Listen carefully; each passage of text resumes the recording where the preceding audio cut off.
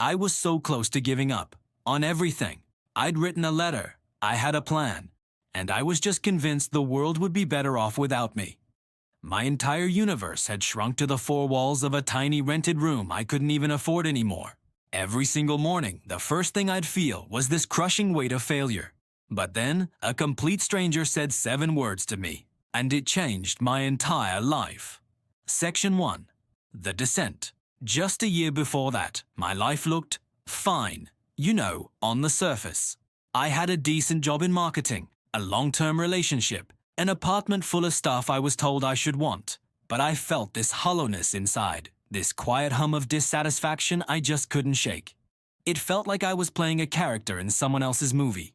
I'd scroll through social media and see friends getting promoted, traveling, getting married, and this little voice in my head would just whisper, "You're being left behind." Then, the first domino fell. The company I worked for went through a major restructuring. My respectable job was gone, just like that.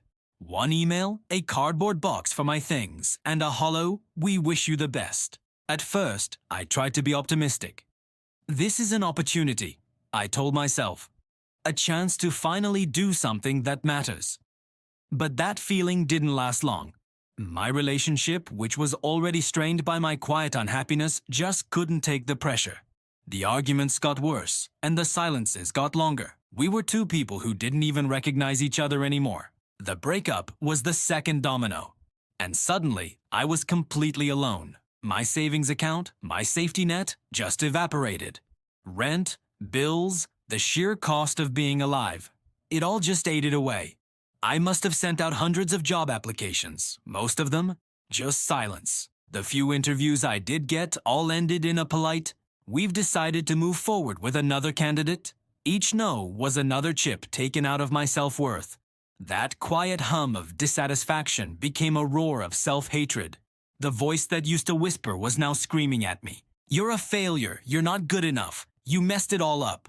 I started to isolate myself. I'd ignore calls from my family and make excuses to my friends. I was so ashamed. I didn't want anyone to see what I'd become. My world just got smaller and smaller until it was just me and that deafening voice in my head.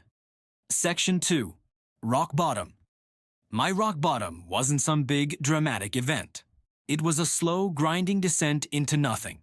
It was waking up and not having the energy to even get out of bed. It was eating instant noodles for the 3rd time in a day because it was all I could afford and all I had the energy for. It was looking in the mirror and not recognizing the tired, empty person staring back. The absolute lowest point came on a Tuesday. I found an eviction notice taped to my door, a stark, official confirmation of how badly I'd failed.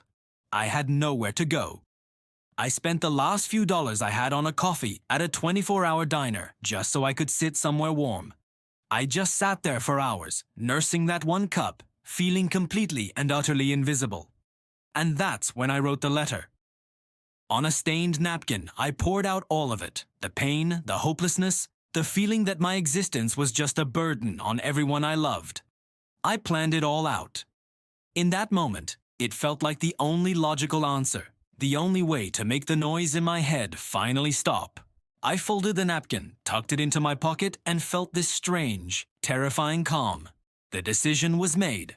There was nothing left to fight for.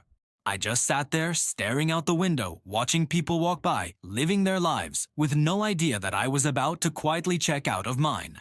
I felt like a ghost, like I was already gone. Section 3. The Turning Point. As I stood up to leave, my hand brushed against a cheap 50-cent sketchbook I'd started carrying around. I'd doodle in it sometimes, just to kill time, to quiet the anxiety for a few seconds. Without even really thinking about it, I sat back down and flipped to a blank page. I started sketching the salt shaker on the table. The lines, the shading, the focus it took.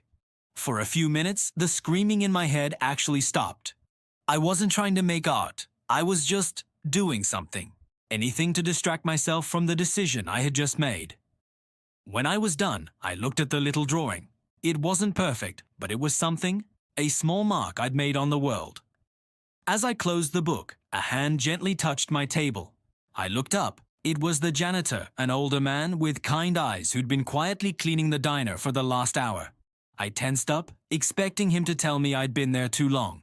He pointed a worn, calloused finger at my sketchbook, and then he said the 7 words. "You have a real gift for that." He just smiled, a simple, genuine smile, and then walked away to keep working. He didn't know anything about me. He didn't know about the eviction, the debt, or the letter in my pocket. He just saw something, and he chose to say something.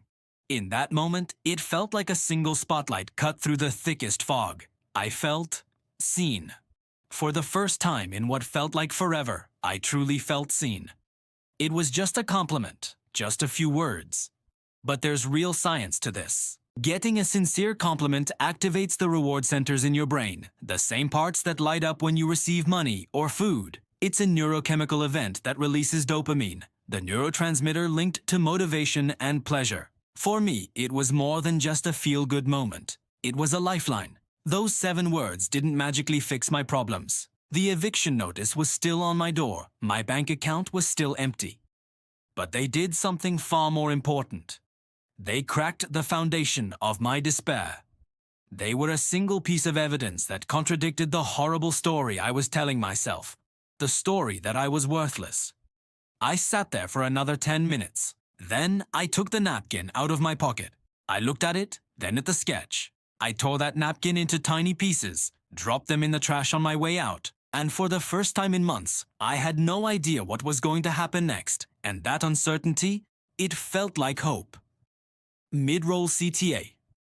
If you've ever felt invisible, or if any part of this is hitting home for you, maybe think about subscribing. We talk a lot about finding light in the dark on this channel, and I'd love for you to be part of this community. We're all on a journey, and no one should have to walk it alone. Section 4. The Ascent. That compliment was the spark, but I knew I had to be the one to build the fire. The journey from that diner to today wasn't some quick montage of overnight success. It was a slow, painful, and deliberate process of taking one tiny step, and then another, and then another. Step 1. I went to the library, used a public computer, and applied for a job I never would have looked at before. Washing dishes at a local restaurant. It was humbling, but it was a paycheck. It was a start. Step 2. I bought a real sketchbook and a decent set of pencils. Every night, after a long shift with my hands raw from hot water and soap, I would draw. I drew my worn-out shoes, the view from my new, even smaller room, the faces of people on the bus. I wasn't trying to become a famous artist. I was just trying to prove that old man right. I was trying to cultivate that gift. His compliment had been specific. He didn't say, "You're a great person." He said, "You have a real gift for that." Praising a specific skill or effort is so powerful because it reinforces what psychologists call a growth mindset. It tells you that your abilities aren't set in stone. You can develop them. Slowly, things started to change. I found a second job. I started chipping away at my debts, one small payment at a time, and I kept drawing. That daily practice wasn't just making me a better artist, it was rebuilding my discipline and my self-worth. Every finished drawing was a small promise I kept to myself. After a few months, I got brave. I posted one of my sketches online, absolutely terrified of what people would think. But then a comment came in. "This is beautiful." Then another. Each bit of positive feedback was like a little echo of the janitor's compliment, reinforcing the new pathways my brain was building. Pathways of worth instead of doubt. It was positive reinforcement in action, and it gave me the fuel to keep going. Section 5. The climax. The real success wasn't one single moment. It was a collection of little victories. It was the day I got my first commission. A woman asked me to draw a portrait of her dog for $50. I remember holding that cash in my hand, and it felt like $1,000,000. It was money I had earned, not from a job I had to endure, but from the gift a stranger had pointed out to me. It was the day I launched a tiny online print shop. I only made 2 sales that first week, but it was real proof that someone, somewhere, valued what I created. And then, about a year after that day in the diner, came the moment I was able to quit my dishwashing job. Not because I was some rich and famous artist, but because the combination of my little shop and freelance commissions was finally enough to support me. I had built something from absolute nothing. I had taken the lowest point of my life and turned it into the foundation for a new one. I went back to that diner. The old man wasn't there. I asked the manager about him, and she told me he'd retired a few months back. I never got to thank him. I never got to tell him that his 7 words didn't just make my day. They literally saved my life. That whole experience taught me that compliments are not just pleasantries. They are one of the most powerful and most underused tools we have. They're an act of recognition. They say, "I see you. You matter." That simple acknowledgement can be the emotional fuel someone desperately needs to keep going. So often, we hold back on giving compliments. We feel awkward, or we think, oh, they probably already know, or we just don't think it'll matter that much. But studies show we consistently underestimate how good a compliment will make someone feel. The positive effect is almost always greater than we predict. And it's not just about giving them, it's about learning how to truly receive them. For so long, I would have just deflected a compliment. I would have said, "Oh, this is nothing?" We're almost conditioned to downplay our strengths, but learning to just say, "Thank you," and let that positive feedback sink in is a huge step in rebuilding self-confidence. I never saw that janitor again, but I try to honor him every single day. I make it a point to give specific, sincere compliments to people around me, to the barista who makes a perfect latte, to a coworker who handles a stressful meeting with grace, to a stranger online who creates something amazing. Because I know firsthand that you never, ever know what someone is going through. You don't know whose entire world has shrunk down to the size of a diner napkin. You never know when your few simple words can be the spark that helps someone rebuild their entire world. Be that person. Be the one who sees the gift. You might just change a life. If you have a story about a compliment that stuck with you, I would love it if you shared it in the comments below. And if you're looking for more stories about resilience and finding strength, I think you'll like this video right here. Thanks for watching.